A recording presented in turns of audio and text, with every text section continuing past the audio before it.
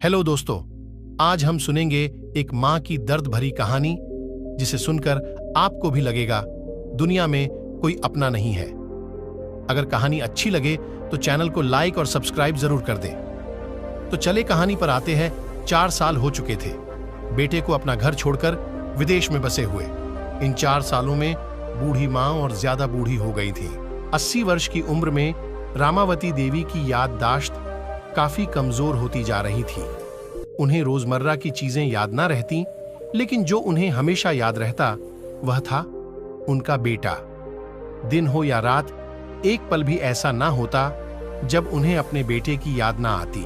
दूसरी तरफ बेटा था जो साल भर में एक आध बार अपने मां को फोन कर लिया करता और 1-2 मिनट से ज्यादा बातें भी ना किया करता।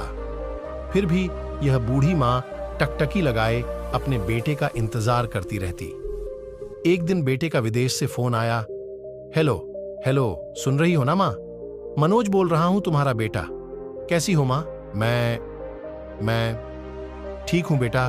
तुम बहू और मेरा पोता कैसा है? मां ने पूछा। सब अच्छे हैं मां। मैं अगले हफ्ते गांव आ रहा हूं मां, तुम्हें लेने। अब हम सब साथ में ही अमेरिका में रहेंगे मां। तुम्हारी बहू कह रही थी मां को यहां पर लेकर आओ, बेचारी अकेली वहां परेशान होती होगी। बेटे ने कहा। मां की बूढ़ी सूखी आंखें आंसुओं से भीग गईं। उसके कमजोर शरीर के नस नस में खुशी की लहर दौड़ गई। बेटे और बहू का अपने प्रति प्रेम देखकर मां का मन खुशी से भर आया। बेटे ने आगे कहा, मां तैयार रहना मां, मुझे ज्यादा दिन छुट्टियां नहीं है। जिससे जितने पैसे लेने हैं लेकर रखना, तब तक मैं प्रॉपर्टी डीलर से बात कर लेता हूं। घर के लिए? घर के लिए? मां ने पूछा। हाँ मां, गांव का घर हमें बेच देना पड़ेगा। अब हम साथ में ही रहने वाले हैं, तो वहां पर घर रखने का कोई मतलब नहीं है मां, बेटे ने कहा। बुढ़ापे की वजह से ठीक से चलने में असक्षम मां ने पूरे मोहल्ले में घूम घूम कर अपनी इस खुशखबरी को सबको सुनाया। सभी को खुशी हुई। सबको लगा मां जी के आखिरी दिन अपने परिवार के साथ खुशी से बीत जाएंगे। घर वापस आकर मां ने अपने घर के कोने कोने को ऐसे देखा जैसे वह अपने दूसरे बेटे को देख रही हो। देखे भी क्यों ना, उस घर को अपने बेटे से कम थोड़ी समझा था। अपने पति के साथ 40 साल यही तो बिताए थे, लेकिन अब मजबूर थी। बुढ़ापे के आखिरी साल बेटे और बहू के साथ बिताना चाहती थी। दिल पर पत्थर रखकर घर बेचने के लिए मां तैयार हो गई। आनन फानन में बेटे ने घर को आधे दामों पर बेच दिया। मां ने ज्यादा नहीं, लेकिन जिन चीजों से दिल लगा था उन चीजों को समेटा और बेटे के साथ टैक्सी में बैठकर एयरपोर्ट के लिए चली गई। एयरपोर्ट पर आकर बेटे ने मां से कहा, मां तुम यहां बेंच पर बैठो, मैं सामान और बोर्डिंग पास की जांच कराकर आता हूं। वहां वक्त लगता है और खड़ा रहना पड़ता है, तुम्हें तकलीफ होगी। तुम यहीं आराम करो। मैं यूं गया और यूं आया। मां बेंच पर बैठ गई और बेटा अंदर चला गया।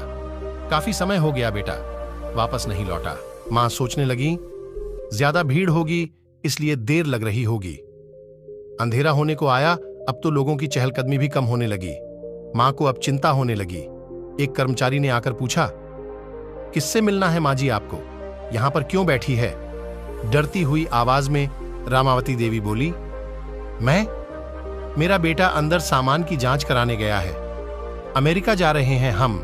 क्या नाम है मां जी आपके बेटे का? कर्मचारी ने पूछा। मनोज नाम है मेरे बेटे का, रामावती देवी ने बताया। कर्मचारी अंदर गया और थोड़ी देर बाद बाहर लौटा। उसने रामावती देवी से कहा, मां जी अमेरिका जाने वाली फ्लाइट तो दोपहर में ही जा चुकी है और आपका बेटा भी उस फ्लाइट में बैठकर अमेरिका जा चुका है। अब आपके यहां बैठने का कोई मतलब नहीं है। आप भी अपने घर चली जाइए। क्या जा चुका है और मैं घर जाऊं?